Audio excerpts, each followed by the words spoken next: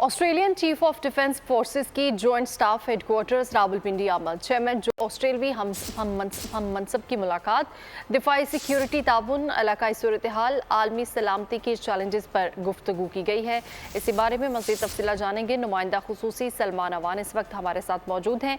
सलमान अवान, अहम मुलाकात हुई है, क्या अपडेट्स है इस हवाले से?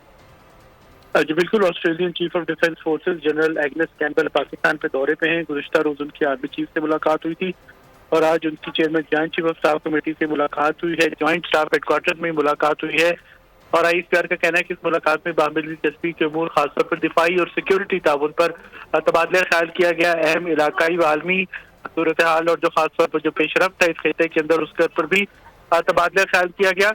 जनरल कैम्पबेल पाकिस्तान और ऑस्ट्रेलिया की दिफाई और सिक्योरिटी मुज़ाकरात के 13वें राउंड के हवाले से पाकिस्तान का दौरा करने और 1.5 ट्रैक सिक्योरिटी डायलॉग का जो 10वां दौर है वो भी पाकिस्तान में हो रहा है, उसमें भी अपने मुल्क की नुमाइंदगी कर रहे हैं।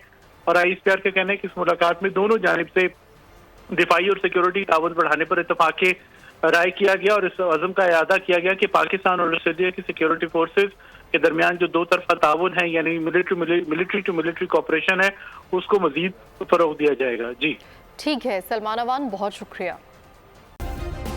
सब्सक्राइब करें और बेल दबाएं ताकि कोई खबर रह न जाए।